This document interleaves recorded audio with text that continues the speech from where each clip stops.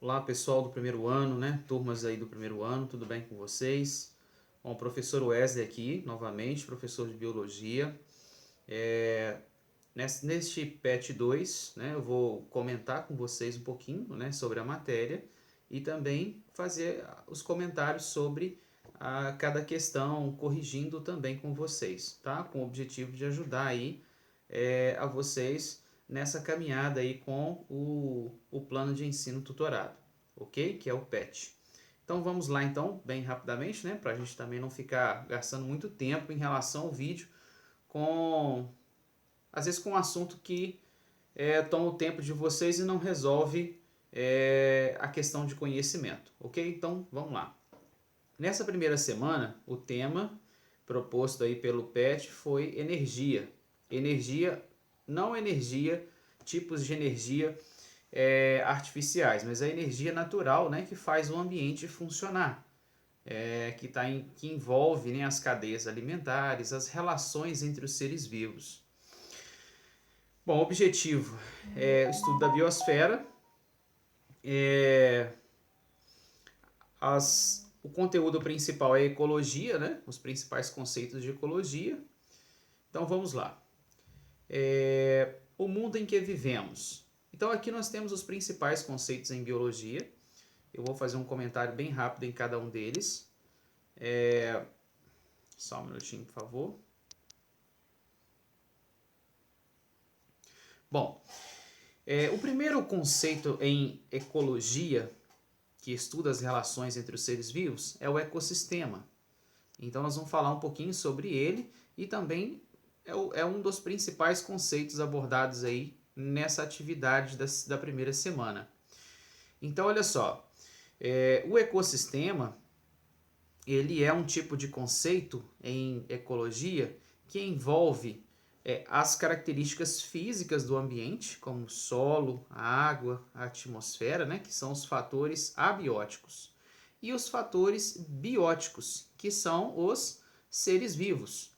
Então, ecossistema, ele relaciona aqui, ó, tanto a parte viva do ambiente, que é os seres vivos, mais a parte não viva, que é formada pela estrutura física do ambiente. Água, luz, temperatura, o calor, né?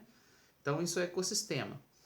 Depois a biosfera, né? A biosfera é formada, né, pelas camadas, as principais camadas, como a camada de rocha, né, a litosfera, a camada de água, a hidrosfera, a camada de ar, né, que é a atmosfera. Então nós temos aqui, ó, rochas, né, minerais. Aqui nós temos a água, o H2O, e aqui nós temos o ar. São as principais camadas aí que formam a região, o lugar em que vivemos, que eu falo região, que eu falo não é região do município, do país, não, a região do planeta em que vivemos. Nós interagimos com os minerais, interagimos com a água, interagimos com o ar o tempo todo. Então isso aí é a biosfera. Temos um outro conceito, que é a comunidade biológica. Né? A comunidade biológica é formada por populações de diversas espécies, né? Vivendo no mesmo local, numa mesma região. Cadeia alimentar, que é a relação de alimentação entre os seres vivos, né? Onde o predador ele se alimenta, né, da sua presa. Os consumidores utilizam os produtores como seu alimento, ou entre eles mesmos, né? Consumidor primário, consumidor secundário. Então são os principais conceitos aí relacionados à ecologia dentro da matéria de biologia. Vamos para a nossa primeira questão. Essa questão, só fazer uma alteração aqui. Essa primeira questão, ela fala um pouquinho aí sobre a estrutura do ambiente aquático, né? Então, ao percorrer o trajeto de uma cadeia alimentar, o carbono é elemento essencial e majoritário na matéria orgânica que compõe os indivíduos. Ora se encontra em sua forma inorgânica, que, né, não é formado por moléculas ricas em carbono. Ora se encontra sua forma orgânica, geralmente está mais associado à vida, né, aos seres vivos, que é moléculas grandes formadas por carbono. em uma cadeia alimentar composta por fitoplâncton, zooplâncton, moluscos, crustáceos e peixes, ocorre a transição desse elemento da forma inorgânica para orgânica. Em qual grupo de organismos ocorre essa transição? Então, a questão quer saber o seguinte: em qual grupo desses seres vivos abaixo em que o carbono ele sai da sua forma simples, né? O que seria a forma simples do carbono? Olha só, uma molécula simples, por exemplo, olha, CO2 é uma molécula simples. Agora, uma molécula, por exemplo, o CO2 é o gás carbônico, né? É uma molécula simples.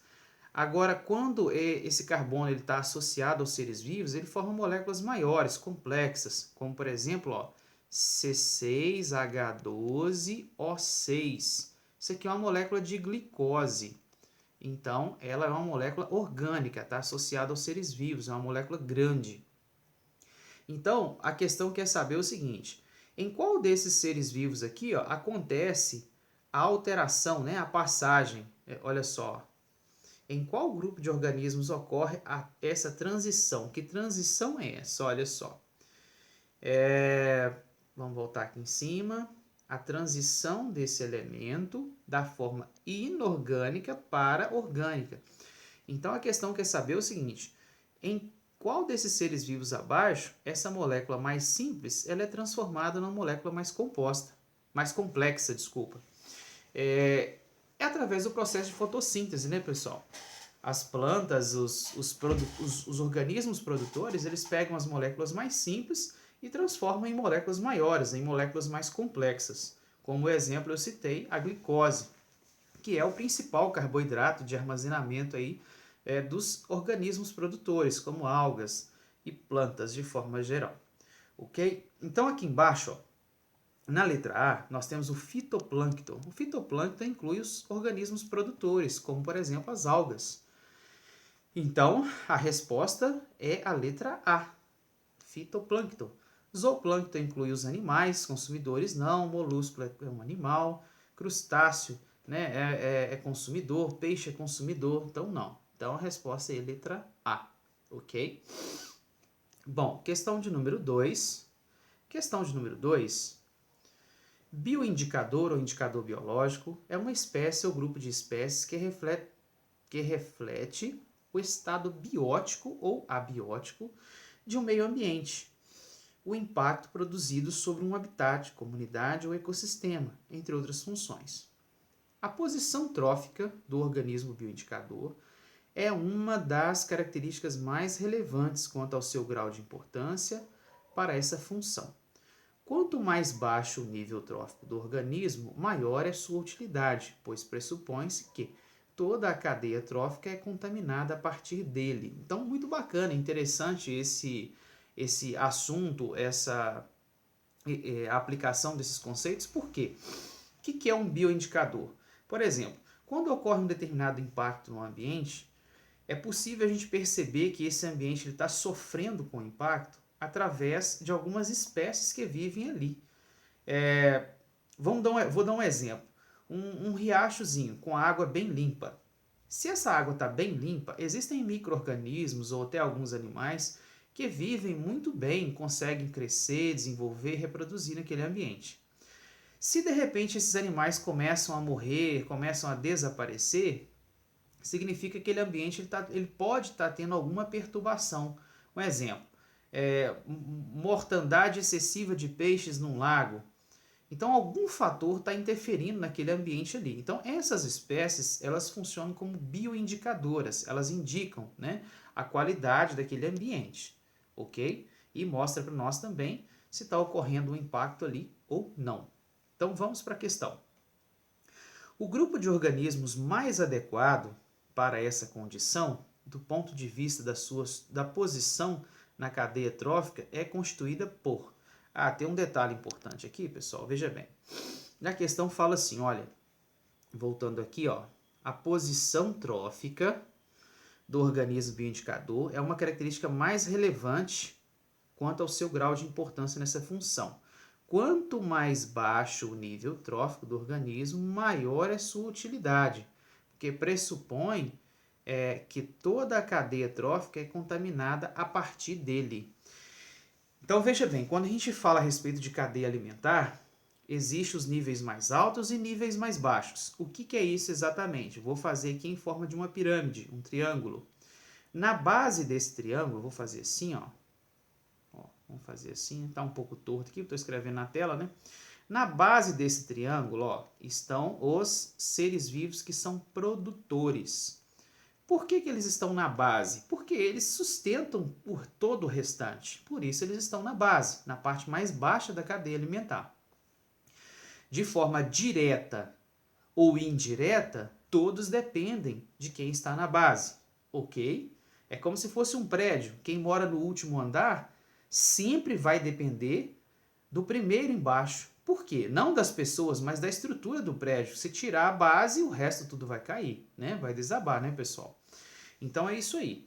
Então, produtores estão na base. Aí aqui a gente tem, então, ó, consumidor primário, consumidor secundário, consumidor terciário e por aí vai. Então, quanto mais baixo for esse nível, quanto mais próximo da base, melhor ele vai atuar. Ele vai atuar bem melhor como indicador do que aqueles que estão mais acima. Por quê? Porque quanto mais baixo for o nível, maior vai ser a sua utilidade. Veja bem, plantas. Todos os seres vivos, de forma, né, geral, dependem das plantas. Então, se algo afeta a planta, há uma grande possibilidade de afetar todo o restante da cadeia alimentar. Ok, pessoal? Então, aqui, ó, nós temos algas, peixes, baleias, camarões e anêmonas. Então, ó, camarão é animal, consumidor, anêmona, consumidor, animal, baleia, consumidor, peixe, consumidor e as algas são produtores. Então a resposta aqui, ó, produtores, porque as algas estão na base da cadeia alimentar. Ok, pessoal? Então é isso aí. Bora para a questão número 3. Bom, questão número 3, Universidade Federal, né, de Viçosa. As formas de vida encontradas a grandes profundidades nos ecossistemas marinhos são necessariamente heterotróficas. É uma afirmativa, né? A afirmativa a seguir, acima, está correta? Justifique sua resposta. Bom, pessoal, essa afirmativa não está correta. Por quê? Em profundidades maiores, nos oceanos, né, na água de forma geral, fica difícil os seres vivos que fazem fotossíntese, como plantas e algas, sobreviver por causa da luz. Quanto mais, vamos fazer uma representação aqui, ó. Quanto maior é a profundidade, né, do ambiente aquático, ó, quanto maior é a profundidade, mais difícil fica para a luz entrar. A luz ela chega, né, nas primeiras camadas aqui, ó. Mais para baixo é mais difícil.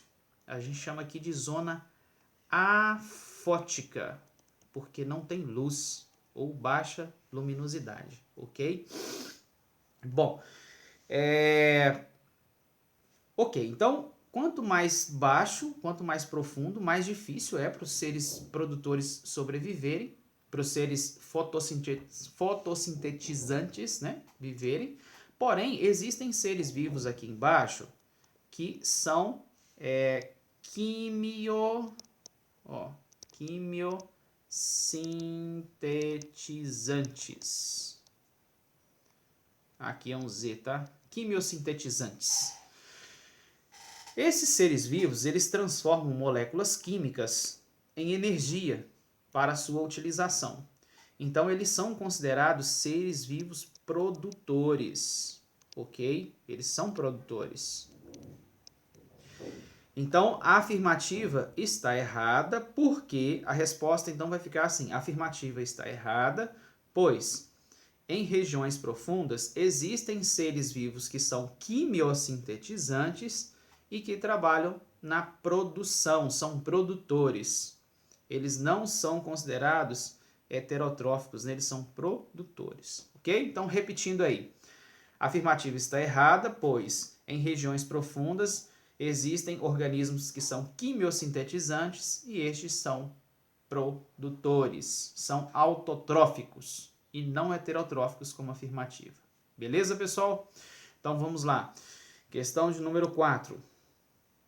A questão de número 4, cerca de 70% da superfície da Terra é coberta por água do mar e abaixo dessa superfície a água atinge uma profundidade média de 3,8 quilômetros. Os ecossistemas marinhos abrigam grande biodiversidade, mas parte dela vem sendo ameaçada pela pesca predatória. Na tentativa de controlar o problema, medidas governamentais têm sido adotadas, como a proibição da pesca em período reprodutivo e a restrição do uso de redes de malhas finas. Agora vem a pergunta, ó. Como a proibição da pesca em período reprodutivo e como a restrição a redes de malhas finas minimizariam o problema da pesca predatória, contribuindo para a sustentabilidade da pesca? Explique. Então, como que essas duas proibições, essas duas restrições, na verdade, né? A restrição de malhas finas e a restrição da proibição de pesca no período reprodutivo. Então, como que isso poderia minimizar e contribuir para a sustentabilidade? Então, vamos por partes aqui, ó. A proibição da pesca no período reprodutivo, ó, vai evitar a pesca de fêmeas grávidas. Pessoal, minha letra tá péssima aqui, eu tô escrevendo na tela, a posição não é adequada, tá? Então me perdoe aí pela grafia, mas eu tô falando para ajudar vocês a entenderem aí, beleza? Então, evitar a pesca de fêmeas grávidas. Então, proibindo a pesca no período reprodutivo, vai evitar a pesca das fêmeas grávidas. Com isso, elas vão ter tempo para criar os seus filhotes e assim aumentar a população de peixes. Então, vai contribuir para aumentar, né, a população de peixes. Agora, a restrição das redes de malhas finas. Essas malhas finas, se utilizar a rede com malha fina, vai pescar os filhotes. Então, se proibir, se restringir, vai evitar a pesca de filhotes. Ok, pessoal? Então, com isso, vai dar tempo dos filhotes crescerem e assim aumentar a população também de peixes. Beleza? Então, a questão 4 principal é isso aí. Questão de número 5 agora. Monte uma cadeia alimentar típica dos oceanos, considerando a presença de 4 níveis tróficos. Então, só para a gente... Deixa eu fazer uma alteração na tela aqui para facilitar, para melhorar aqui a escrita um pouquinho, né? Bom, 4 níveis tróficos. Quais são esses níveis tróficos? Vamos escrever aqui, ó. Então, o primeiro deles, ó, são os produtores. Depois, consumidor primário, consumidor secundário e consumidor terciário. Então, eu tenho aqui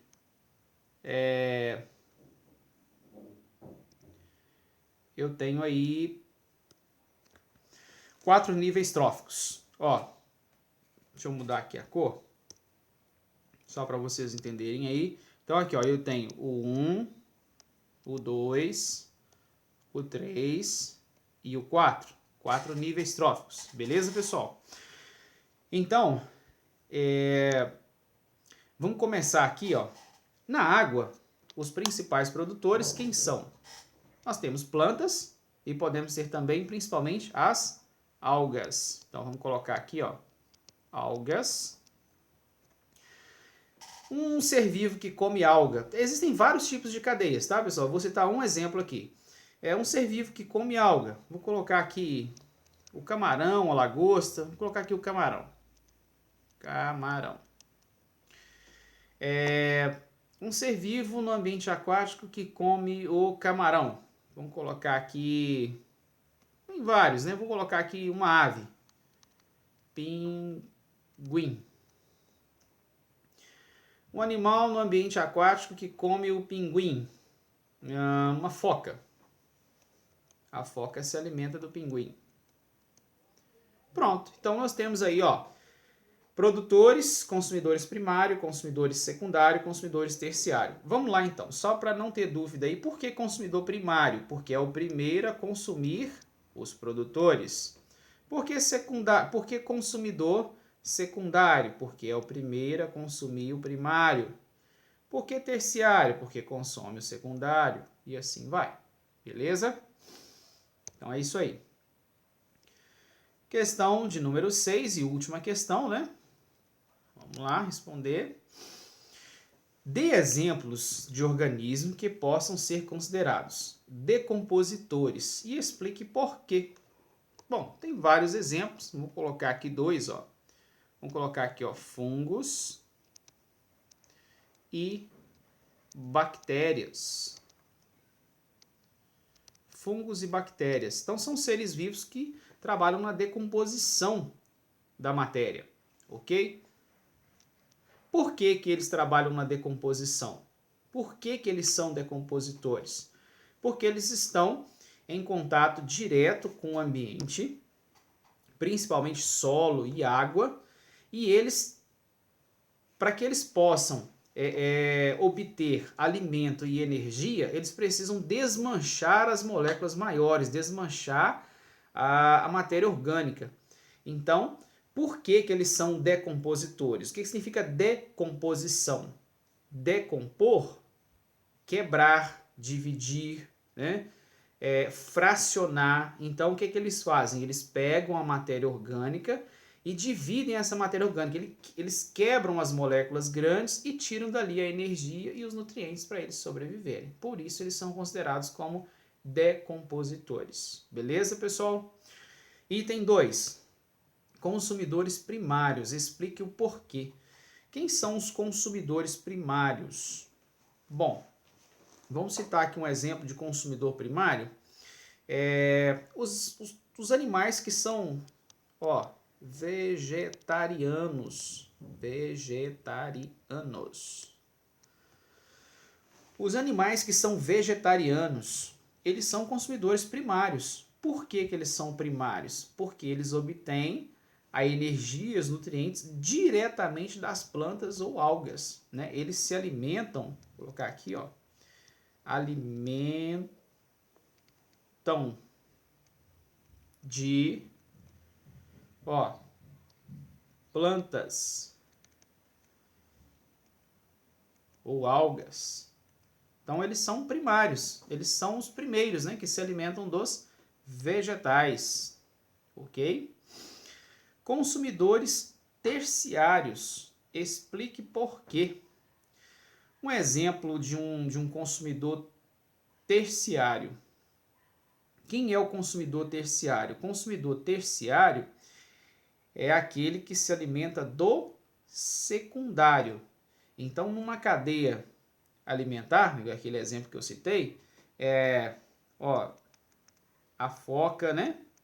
Se ela comer, por exemplo, lá o pinguim, que comeu o camarão, que comeu a alga, ela é um animal, ela é um consumidor terciário. O leão, por exemplo, numa cadeia alimentar, ó, se a gente pegar aqui, por exemplo, olha, planta, vegetal, né? Aí o vegetal aqui eu posso colocar aqui, por exemplo, ó, um inseto. O inseto, eu posso colocar aqui o sapo, que se alimentou do inseto. Aí, depois do sapo aqui, a cobra, né? Posso colocar aqui a cobra também como exemplo, ó. A cobra.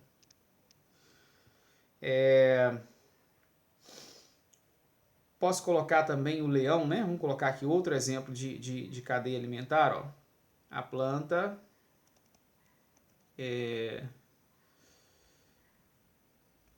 o boi, o ser humano. Então, ó, produtor, consumidor primário, consumidor secundário. E aí, ó, o leão, se ele comer, por exemplo, a carne humana, né? Então, a gente pode colocar aqui também, ó, leão. Por que que eles são consumidores terciários? Porque eles se alimentam de consumidores secundários. Eles estão lá no quarto nível de consumo. Ok, pessoal? Aliás, no quarto nível de consumo, não, desculpa. Eles estão no quarto nível de alimentação. Beleza? Então, por isso, eles são considerados aí consumidores terciários. Ok? Bom, então finalizamos aí. Ok? Ah, não, tem mais um ainda, né? Mais um aqui, ó. Achei que tinha acabado, né? Não puxei a página aqui. Produtores. Por que produtores? Então, nós temos aqui, ó, plantas e algas. Por que que são produtores? Fácil, né, pessoal? Porque produzem, ó, o próprio alimento. Como que esse alimento ele é produzido? Principalmente através da fotossíntese. Esses seres vivos, eles retiram, né, as substâncias simples do ambiente e transformam em moléculas complexas que servem de alimento para eles e para os outros. Ok? Então, pessoal, beleza? Finalizamos mais esse vídeo aí, tá? Até a próxima aí. Fiquem com Deus.